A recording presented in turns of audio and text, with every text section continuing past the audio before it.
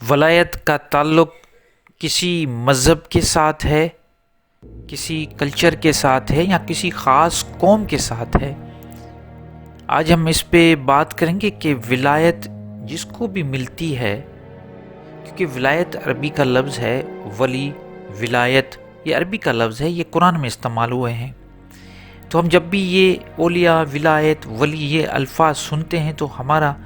ذہن کس طرف جاتا ہے؟ آج اس پہ بات کریں گے۔ بڑی خاص ویڈیو ہے ولایت، روحانیت کے بارے میں، ضرور دیکھیے گا۔ اگر ٹائم ہے تو دیکھیے، فل دیکھیے، اگر ٹائم نہیں ہے تو یہیں پہ اسکپ کر لے۔ چینل کو سبسکرائب کر کے بعد میں دیکھ لیجئے گا، کیونکہ میں اس لیے بار بار یہ بات کرتا ہوں کہ ویڈیو کو پورا دیکھیں، کیونکہ اس جو بھی ویڈیو ہوتی ہیں، ویڈیوز، ان سب میں آپ کے لیے خاص انفارمیشن ہوتی ہے، ایک خاص میسیج ہوتا ہے، کچھ سمجھانے کی کوشش کرتا ہوں۔ اس سمجھانے کی کوشش جو ہے میری، اس کو ضائع نہ ہونے کے لیے میں کہتا ہوں کہ اگر ٹائم ہے تو پورا دیکھیں، ٹائم نہیں تو پھر آپ اس کو وہیں پہ چھوڑ کے چلے جائیں۔ تو جیسے میں نے بتایا کہ ولایت کا لفظ جب ہم سنتے ہیں تو ہمارے ذہن میں اسلام اور اسلامک ورلڈ آ جاتا ہے،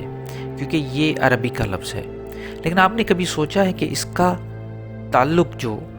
صرف اسلام سے ہے یا دوسرے مذہب سے؟ یہ تو بات واضح ہو گئی کہ یہ جو ٹرم ہے ولایت، جسے ہم کہتے ہیں کہ اللہ کی دوستی، اللہ کی دوستی کا ملنا، اب یہ ٹرم مذہب کے ساتھ تعلق رکھتا ہے۔ آپ اسلام میں جب دیکھیں گے تو آپ کو ولی اللہ، اولیاء اللہ یہ ملیں گے، قرآن میں بھی ان کا ذکر ہے۔ آپ جب ویدوں میں جائیں گے تو رشی منی آپ نے سنا ہوگا، یہ رشی منی ہوتے ہیں۔ آپ جب مہاویر اور جین مذہب اور بدھ مت میں بھی جائیں گے تو وہاں پہ بھی آپ کو رشی منی اور یہ سادھو ملیں گے، یہ سنیاسی ملیں گے، یہ جوگی ملیں گے۔ یہ سب وہ لوگ ہیں جو یہ دعویٰ کرتے بھی ہیں اور نہیں بھی کرتے ہیں ولایت کی۔ اسی طرح زرتشت میں بھی ایسے بڑے بڑے لوگ ہیں، اور دوسرے مذاہب، جیسے میں نے بتایا آپ کو کہ اس کا تعلق مذہب سے ہے۔ تو کیا یہ واقع ایسا ہی ہے یا ہم صرف بات کر رہے ہیں؟ تو دیکھا جائے تو ولایت کا مطلب ہوتا ہے اللہ کی دوستی۔ ایسا ہو ہی نہیں سکتا کہ ولایت انسان خود حاصل کرے۔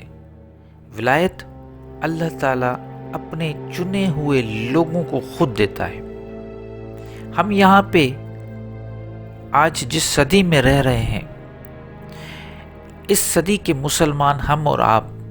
جو قرآن پہ ایمان رکھتے ہیں، اللہ کے رسول پہ ایمان رکھتے ہیں، اللہ کی کتابوں پہ ایمان رکھتے ہیں، میں سب سے سوال کرتا ہوں، سب سے پہلا سوال تو میں اپنے لیے رکھتا ہوں، اس کے بعد آپ بھی اپنے خود سے یہ سوال کیجئے گا نیوٹرل ہو کے، کہ آپ کو اب جب آپ نے ہوش سنبھالا تو آپ نے قرآن کو دیکھا، آپ مسلمان ہیں، آپ اچھے انسان ہیں یا نہیں ہیں یہ تو آپ ہی کو پتا ہوگا۔ لیکن جو دنیا میں ایسے گزرے ہیں لوگ، گنے چنے لوگ، جن کا ہمیں پتہ ہے، کچھ تو ایسے لوگ ہیں جن کا ہمیں پتہ بھی نہیں، ایسے لوگ گزرے ہیں جن کے پاس اللہ کا میسج، کیونکہ یہ میسج، اسلام کا میسج جو ہے، یہ 1400 سال پہلے ہمارے آخری نبی محمد صلی اللہ علیہ وآلہ وسلم کے تھرو ہم تک آیا۔ لیکن ہزاروں سال پہلے، جسے جب گوتم بدھ کا دور تھا اور ایسے لاؤ تزو کا دور تھا، تو یہ جو بڑے بڑے لوگ گزرے ہیں، آپ ان کے بارے میں کیا کہیں گے؟ کہ آپ یہ دعوے کے ساتھ کہہ سکتے ہیں کہ اللہ تعالیٰ ان کو دوزخ میں بھیجے گا کیونکہ یہ مسلمان نہیں ہیں؟ یا یہ جو اتنے بڑے لوگ ہیں، انہوں نے اللہ کی کھوج میں، کیونکہ ان کے پاس کوئی چیز تھی نہیں، اس لیے کوئی 15 سال، کوئی 10 سال، کوئی 20 سال، کوئی پوری زندگی اللہ کی تلاش میں نکل گیا اور کچھ نہ کچھ انلائٹڈ ہو کے روحانیت حاصل کر کے وہ آیا، تو کیا ان کے پاس ولایت نہیں ہوتی؟ میں اپنی بات کروں گا، یہ میرا اپنا فہم ہے، یہ میری اپنی ایک ریسرچ ہے، میں کسی پہ یہ بات تھوپنا نہیں چاہتا،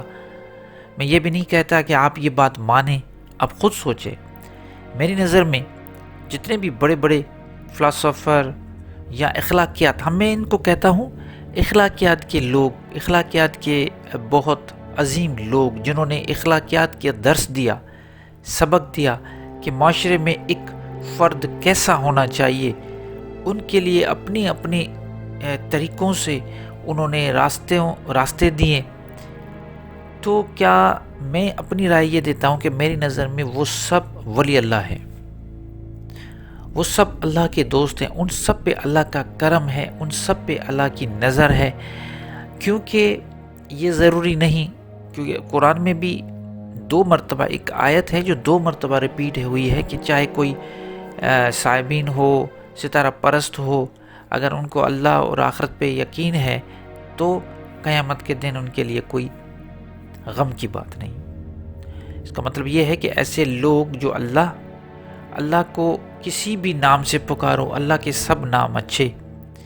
اللہ کو مانتے ہیں، اس کی ایگزسٹنس کو مانتے ہیں اور اس بات کو مانتے ہیں کہ یہ دنیا خود بخود نہیں بنی، اس کو چلانے والا کوئی ہے، چاہے وہ مسلمان ہے یا نہیں ہے، لیکن وہ یہ مان رہا ہے، اور اس کا کردار،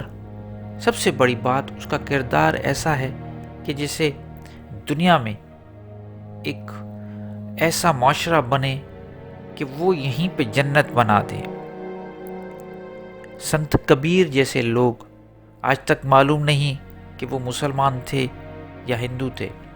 ایسے لوگ آپ ان کو کبھی یہ کہہ ہی نہیں سکتے، کیونکہ